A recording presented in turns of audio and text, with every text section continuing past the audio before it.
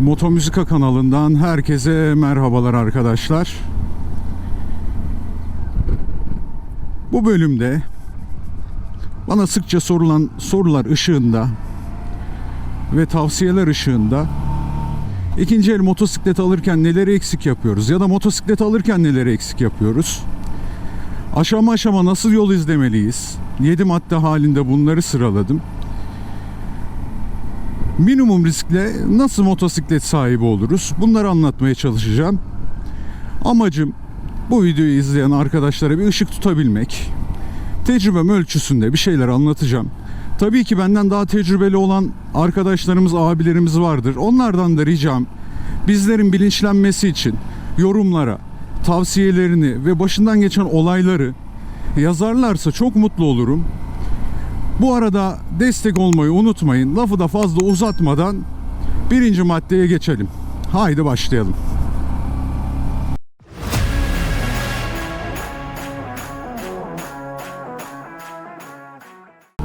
Madde 1. Arkadaşlar, bu basit görünüp aslında en önemli maddelerden birisi olduğu için ilk maddeye yazdım.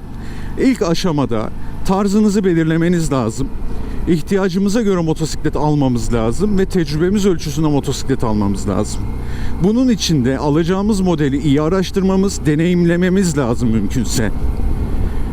Ve arkadaş tavsiyesinden veyahut da görünüşü hoşunuza gittiği için aslında hiç sizin tarzınız olmayan motosikletleri aldığınızda bu motosikletlerden kurtulmak için aldığınız paranın daha altına bunu satmak zorunda kalıyoruz. Bu bizi maddi manevi çok yıpratıyor. Onun için bir motosikleti alırken ne istediğimizi çok iyi bilmemiz lazım. Ya bu birinci madde o kadar önemli ki bu maddeyle ilgili tarzımızı nasıl belirleyebiliriz? İhtiyacımıza uygun motosikleti nasıl seçebiliriz? Bununla ilgili bir içerik hazırlayacağım. Şimdilik yüzeysel olarak üstünden geçeyim dedim. İkinci maddeye geçelim. Arkadaşlar, tarzımızı belirledik. Bu sefer bütçemize bakacağız. Yine yapılan yaygın hatalardan biri. Ben de yaptım. Motosikletimi aldım. Ne kadar param varsa motosiklete verdim. Ekipman için param kalmadı. Ahmet'ten kask, Mehmet'ten pantolon, Hüseyin'den mont alarak böyle saçma sapan üstümü başımı düzmüştüm. Ama olması gereken şu: İlk önce para ayıracağımız yer ekipman olmalı. Bütçemizde sigorta için bir meblağ ayırmamız lazım. Ekspertiz için bir meblağ ayırmamız lazım. Bunlardan sonra elimizdeki kalan parayla alabileceğimiz tarzımıza uygun, en uygun motosikleti almamız lazım. Ve benim bir tavsiyem var. Katılır mısınız bilmem. Hatta ve hatta küçük bir miktar parada motosikleti aldıktan sonra kenarda bulundurun ki istenmeyen bir durumla karşılaştığınız zaman bununla baş edebilin. Ya ucu ucuna bütün paramızı verip de motosiklet aldıktan sonra çok sıkıntı yaşıyoruz.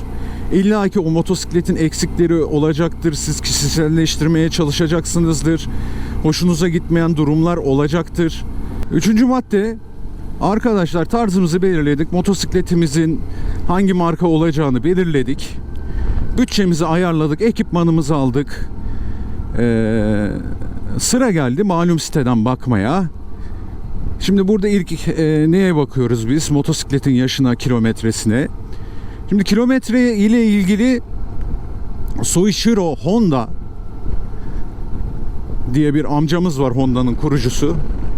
Onun şu sözünü aktarayım. Kilometre kat edilmiş yolu gösterir.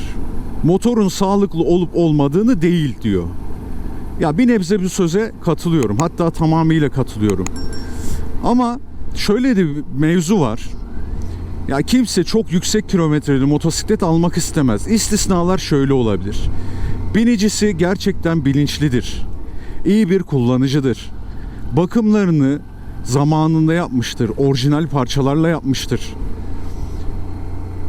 Bütün kayıtlarını tutmuştur. Buradan Yasin abiye selam olsun, bu motosikleti aldığım abimiz. Ya ben hayatımda ilk defa böyle bir şey gördüm. Bütün bakım geçmişini, kayıtlarını bana verdi. Hatta ve hatta zinciri kaç yüz kilometrede, yani 200-300 kilometrede bir temizleyip tekrar yağlamış. Bunun bile kaydını tutmuş. Yani motosiklete karar verdiniz, satıcıyla konuşuyorsunuz. Laf kalabalığından çok somut verilere bakın arkadaşlar. Ya işte ben motoruma şöyle bakıyorum, böyle yapıyorum. İşte hep düz yolda kullandım. Park halindeyken düştü falan filan. Bunları falan çok dinlemeyin bana soracak olursanız. Ne yapabilirsiniz? Kardeşim, var mı somut bir verin? Bunun bakım geçmişi var mı? Bunları sorabilirsiniz. Tamam, bunu da hallettik. Kafamızda bir soru işareti kalmadı. Aynı şekilde şahsın söyledikleri doğru, motosiklete iyice almaya niyetlendik. 4. maddeye geçelim. 4. madde arkadaşlar, bunu herkes biliyor ama bu aşamada söylemem gerekiyor. Aracın plaka sorgusunu yapın, tramer sorgusunu yapın. Kilometreyi karşılaştırın, muayenelerini karşılaştırın. Yani kilometre konusunda eğer bir oynanma söz konusuysa zaten bundan sonraki maddede anlatacağım, neler yapacağınızı söyleyeceğim. Ama tramer bilgisi çok önemli. Hasar kaydı neden oluşmuş? Şaseye ya da yürüyen aksama bir zarar vermiş mi? Eğer bir hasar kaydı oluşmuşsa orijinal parçalarla değişmiş mi? Mümkün mertebe kafanızı netleştirin. 5. madde, sıra geldi motosikleti görmeye. Şimdi bu yeni motosiklet sahibi olacaklar için de geçerli. Hiç sekmez. 20, 30, 40 yıllık motosiklet sürücüsü için de geçerli. Arkadaşlar, biz bu motosiklete görmeye gideceğimiz zaman o gece uykularımız kaçar, heyecanlanırız. Allah'ım deriz, inşallah benim istediğim gibi motordur. Ya bu bana şeyi anlatıyor. Diyeceksiniz ki ne alakası var? Aşkın gözü kördür arkadaşlar. Aşkın gözü kördür gerçekten. Ya gittiğiniz zaman motosiklete bir bakarsınız, bir güzel yıkamıştır böyle. Bir de o motosiklet grenajlı bir motosikletse altını görme ihtimaliniz yoksa o kadar güzel yıkamıştır ki, lastikler falan, bir bakarsın böyle aşık olursun. Ya artık ne aksilik çıkarsa çıksın o motosikleti alacak pozisyona gelirsin. Ben de yaşadım. Onun için mümkünse ustanızla gidin. O mümkün değilse motosikletten anlayan bir arkadaşınızla gidin. O da mümkün değilse en azından sizin huyunuzu bilen yakın bir arkadaşınızla gidin. Motosikletten anlamasına gerek yok. Yani sizin ne kadar heyecanlı olduğunuzu, size dur sus diyeceğini bildiğiniz bir arkadaşla gidin. Ve heyecanlı göründüğünüz zaman artık satıcı bir kusuru varsa, ya o öyle bir kusuru var da ama motosikletleri şöyle böyle diye sizi çok özendirecektir. Ve sizin eksikleri görmenizi engellemeye çalışacaktır. Bu da aklınızda olsun. Eğer aracın sahibi, motosikletin sahibi sürmenize izin veriyorsa kısa bir tur atın. Motosiklet stabil mi? Gidonda sallama var mı? Bir değişik, anormal bir ses alıyor musunuz? Anlayabilirseniz tabii. Bazı motosiklet sürücüleri, satıcıları motosikletine binilmesini istemez. İşte bu aşamada 6. maddeye geçelim. Ben de bunu uyguluyorum. Eşinin ehli bir ekspertize götürün. İyi bir ustaya götürün. Baktınız ya motosiklet bildiğiniz, tahmin ettiğiniğiniz gibi çıktı. Bu aşamadan sonra hayırlı olsun. Bir de şunu söylemek istiyorum. Ben Trabzon'dan Transalp 700 almaya gittiğimde çok iyi anlayan bir arkadaşımla gitmiştim. Motosiklete baktık, ben sürdüm. Motosikleti aldık ama motosikleti alırken şunu fark ettik. Dedik ki bu motosikletin arka fren balatası bitik. Tabii Trabzon'da sanayiye gittik. Bilmediğimiz bir yer. İsmini falan hatırlamıyorum. Dedik ki buna bir arka fren balatası takalım. Dediler ki şu marka var. Hani çok kaliteli olmayan bir marka. Dediler ki ya bunu takana kadar, dediler, sen Ankara'ya kadar böyle gidersin. Ya arka fren balatası olmadan nasıl gideceğim ben Trabzon'dan Ankara'ya? Yani böyle bir ihtimal var mı? Ya bir de aldığım motosiklet kombine frenle çalışıyor. Ya ön frene bastığınız zaman arka freni de sıkıyor falan. Hani Honda'nın eski modelleri CBF 1000'de falan da vardı. Size tavsiyem, eğer motosiklette eksikler varsa o eksikleri gidermeden yola çıkmayın. 7. maddeye geçelim. Son madde. Arkadaşlar, bir motosiklet modelini tercih edeceksiniz ama o motosikletle ilgili bir ya da iki alternatif elinizde bulundurun. Tek seçenekle giderseniz o motosikletin eksiklerine rağmen ya başka motosiklet bulamadık, bu kadar da kilometre yol geldik, ondan sonra başka da bir alternatifimiz yok, alalım psikolojisine girebiliyor insanlar. Onun için hani atıyorum, bu motosiklet için söyleyeyim, ben motosikleti İzmir'den, Yasin abiden alacağım zaman 2 tane daha motosiklet Denizli ve Manisa'da beni hazır bekliyordu. Yakın çevrelerde. Eğer bu motosiklet tahmin ettiğim gibi çıkmasaydı, ki tahmin ettiğimin çok üzerinde çıktı, buradan tekrar teşekkür ediyorum ona. Eğer olmasaydı diğerlerine gidecektim. Benim size tavsiyem, alternatifiniz olsun. Arkadaşlar, motosiklet alıp satmak bir otomobil alıp satmak gibi bir şey değil.